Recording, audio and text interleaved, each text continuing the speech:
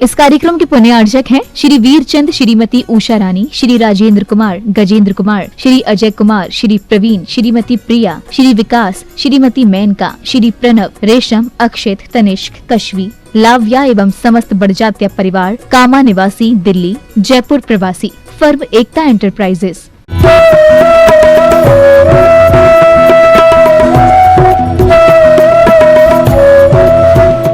और सिद्ध भगवान को बिना किसी साधन के हम सब दिखाई देते होंगे।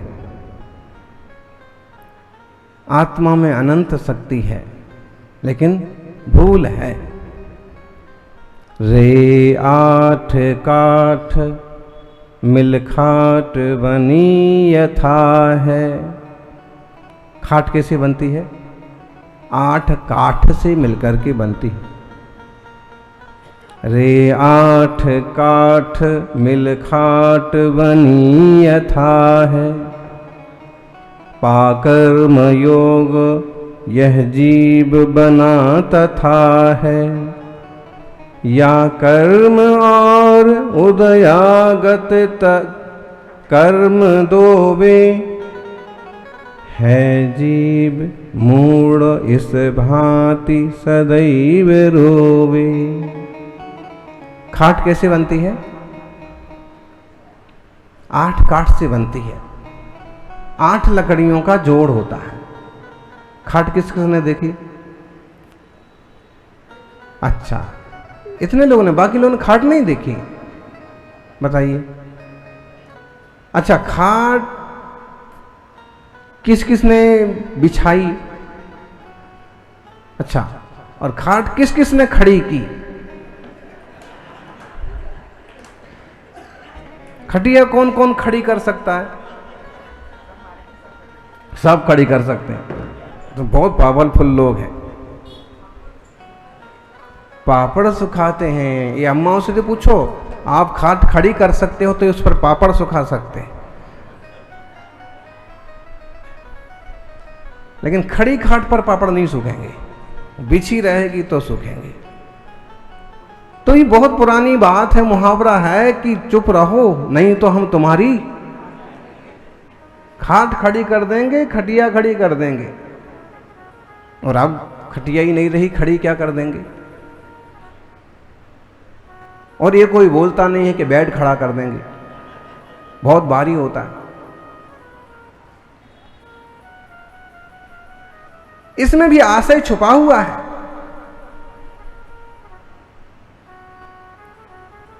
आठ काठ की खाट,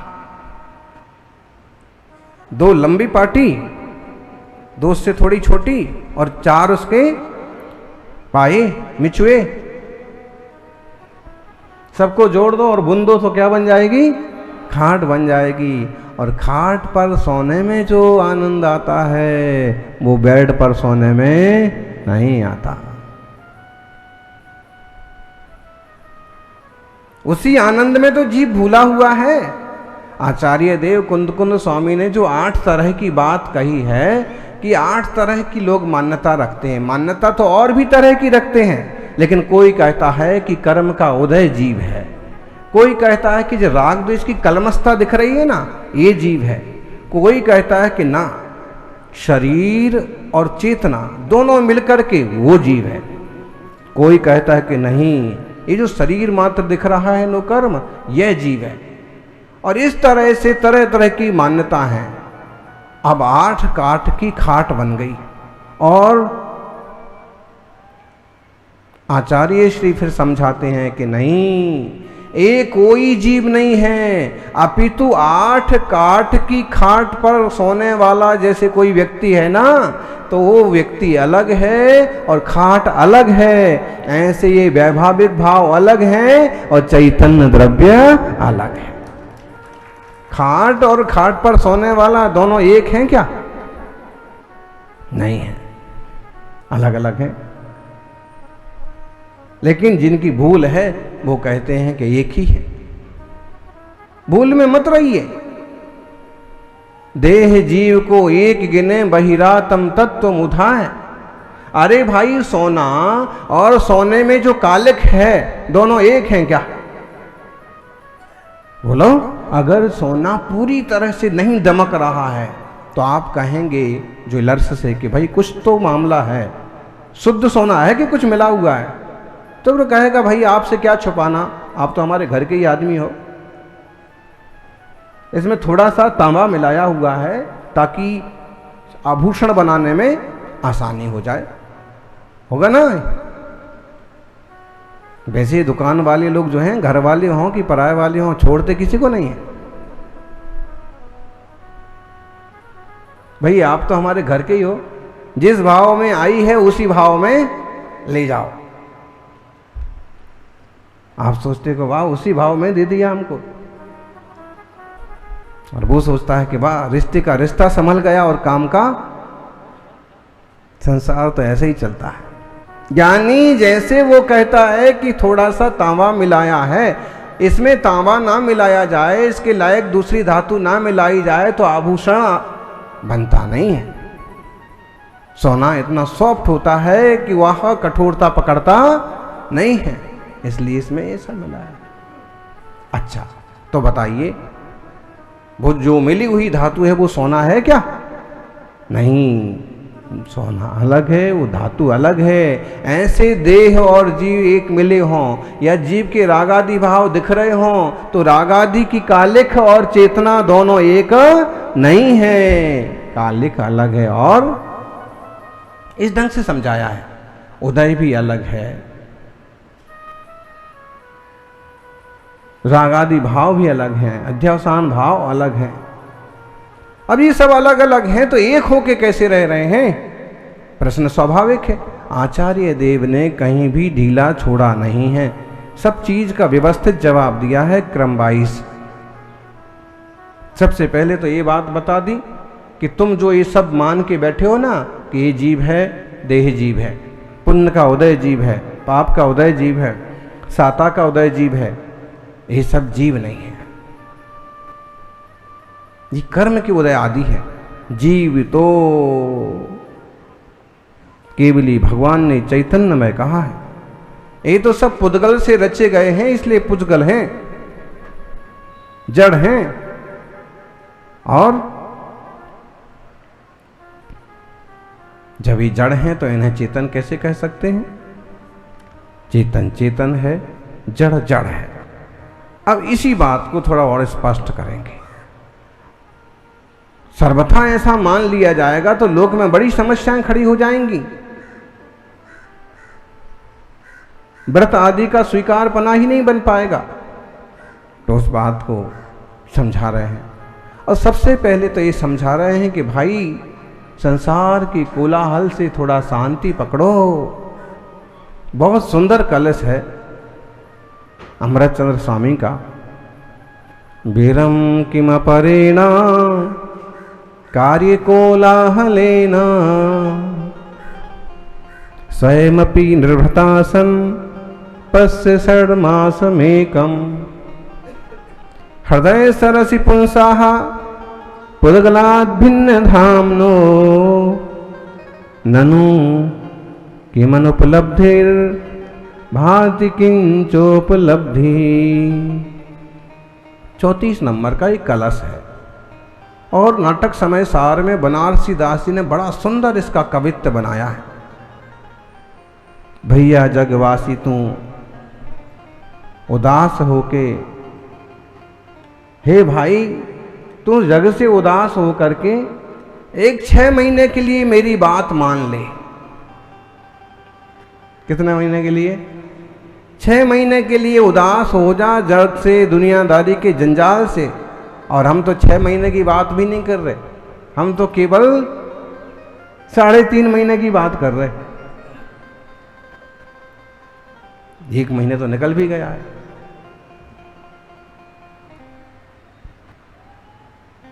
विरम किम प्रेरणा, ठहर भाई थोड़ा रुक। अकार्य कोलाहलेन किम, बिना मतलब का कोलाहल करने से क्या फायदा हो रहा है? स्वयं अपनी निर्भतासन, तू स्वयं गुणों से भरा हुआ है। पस षड्मास में कम, एक 6 महीने तो इस पर विचार कर। हृदय सरसी पुंसहा, पुद्गलात् भिन्न धाम्नो हैं हृदय सरसि पुंसः पुद्गलात् भिन्न धाम्नो। जो पुद्गलात् भिन्न धामना, पुद्गल से भिन्न चैतन्य प्रकाश जो है ना, वह हृदय सरसी, हृदय रूपी सरोवर में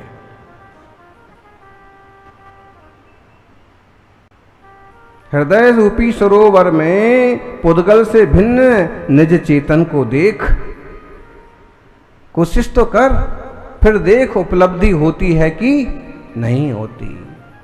ननु निश्चय से उपलब्धि होगी। क्या बात कही इसमें? ये बात कही है और गारंटी दी है कि भाई 6 महीने तक तुम तत्व का अभ्यास करो, समय सार जी का अभ्यास करो, प्रवचन सार जी का अभ्यास करो, मुनि राजाओं के साथ बैठ करके तत्व निर्णय करो। 6 महीने तक दुनियादारी के प्रपंच छोड़ करके केवल अपने लिए समय दो, फिर देखो कि पुद्गल से भिन्न चैतन्य प्रकाश तुम्हारे ही हृदय सरोवर में चकचकायमान उपलब्ध होता है कि नहीं होता।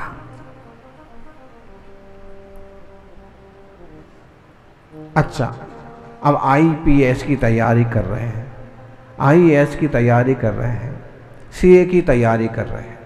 अब CA की तैयारी करते करते भी फेल हो गए, फिर क्या करते हैं? टीचर्स जो होते हैं, प्रोफेसर्स होते हैं कि कोशिश तो कर, फिर 6 महीने बाद परीक्षा होती है।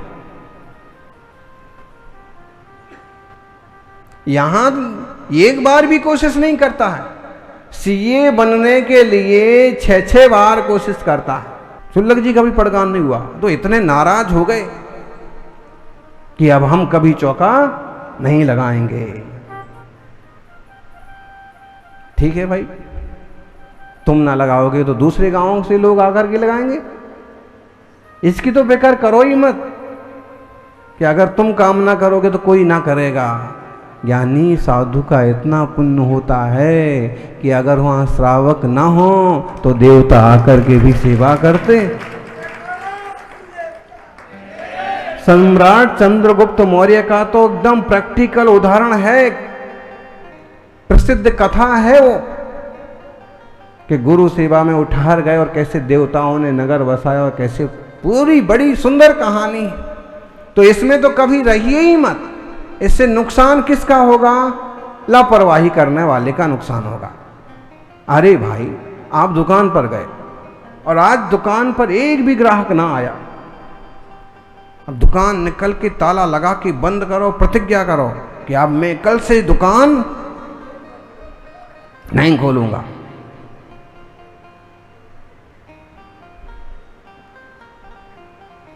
बोलो क्या होगा फिर? नुकसान किसका होगा?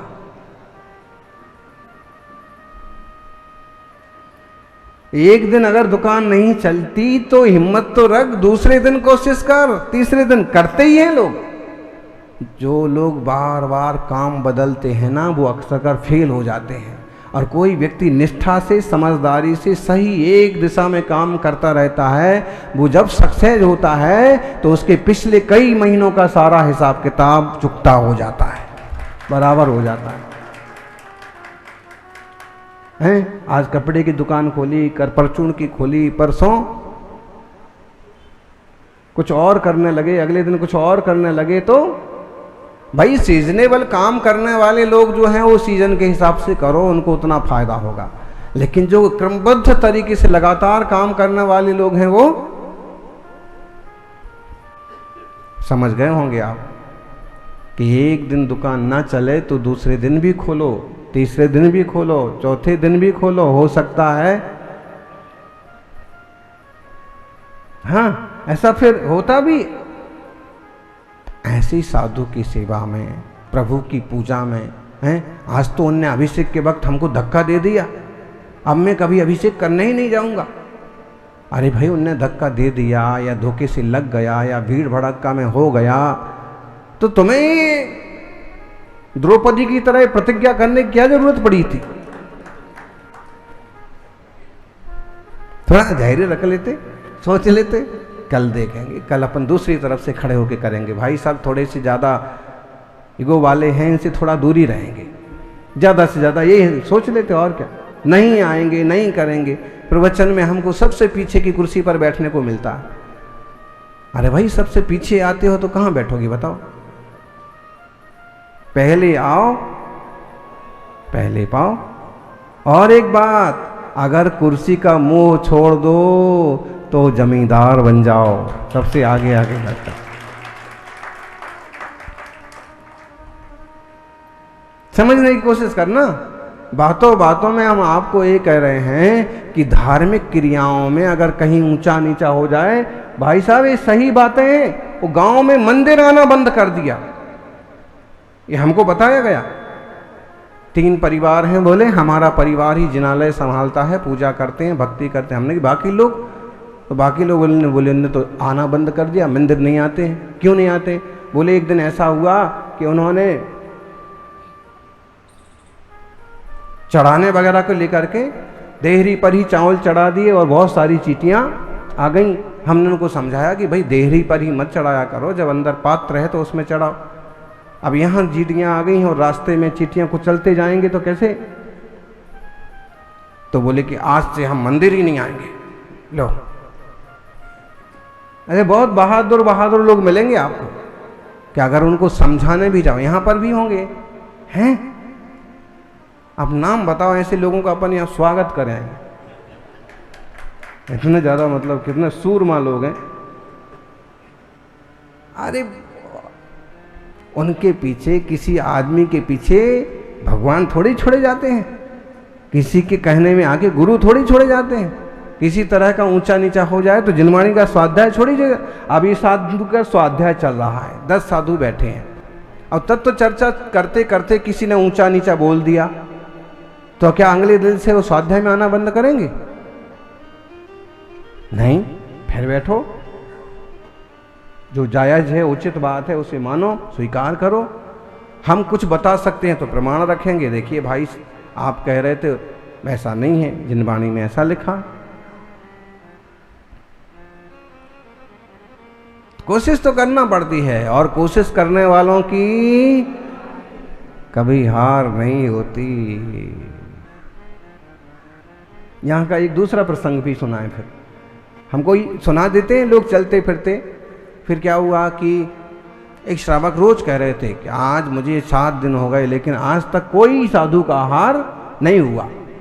तो हमने कहा 7-8 दिन हो गए और कोई साधु का आहार ना हो और फिर भी श्रावक लगा रहे, ऐसा मजबूत श्रावक तो हमको यहाँ दिख ही नहीं रहा कोई।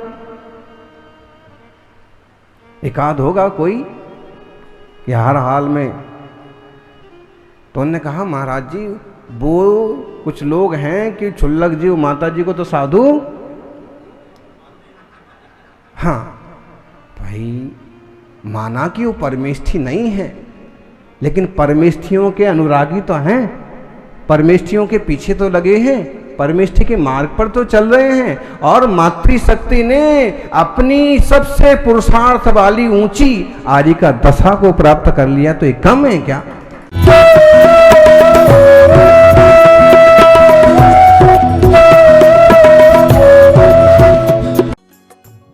इस कार्यक्रम के पुण्यार्चक थे श्री वीरचंद, श्रीमती उषा रानी, श्री राजेंद्र कुमार, गजेंद्र कुमार, श्री अजय कुमार, श्री प्रवीण, श्रीमती प्रिया, श्री विकास, श्रीमती मेनका, श्री प्रणव, रेशम, अक्षित, तनिष्क, कश्वी, लाव्या एवं समस्त बड़जात्या परिवार, कामा निवासी, दिल्ली, जयपुर प्रवासी, फर्म एकता एंटरप्राइज।